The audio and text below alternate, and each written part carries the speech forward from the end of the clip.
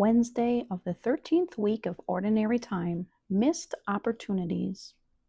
Looking at humanly unfavorable circumstances with the eyes of faith and finding God in them. If that slaughter of the pigs had not happened, the swineherds would probably not have gone to the town, and its inhabitants would not have learned that Jesus was there, so close to them.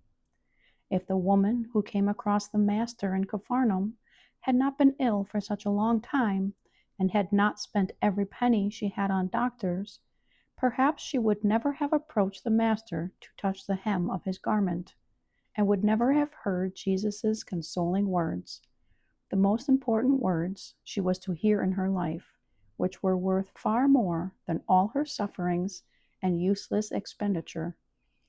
What seems a misfortune to us is perhaps not so dreadful.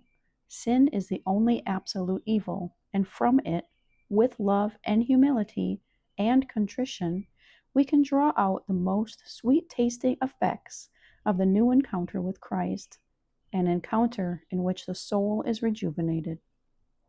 Behind those apparent evils, illness, exhaustion, pain, financial ruin, we always find Jesus smiling at us and holding out his hand to help us bear that situation and grow internally. How grateful that leper must have been for having suffered the sorry burden of his disease, for it was what led him to Christ.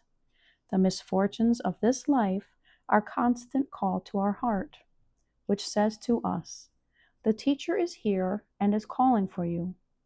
But if we are more attached to our own plans, health, life, than we are to God's will, sometimes mysterious and incomprehensible to us at the beginning, we will come to look on misfortune as only the loss of something that, being only partially and relatively good, we have perhaps treated as absolute and definitive.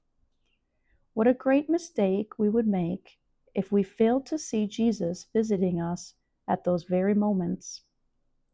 God disposes events with a logic quite different from our own, in such a way that sometimes with sorrow and at others with delight. We should detach ourselves from everything else so that He may fill our entire existence. We should often ask about the inner action of God within us. He disposes even the least of happenings in order to make us happy. He arranges everything in such a way as to make detachment from ourselves and from our future plans easy, so that we become saints.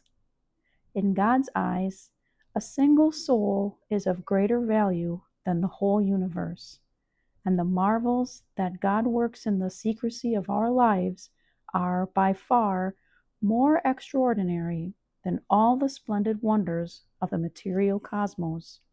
If those Gentiles had understood who was in their midst, if they had perceived the wonder worked in those two men who were freed from the devil, what would their financial misfortune have mattered if through it they had come to recognize Jesus?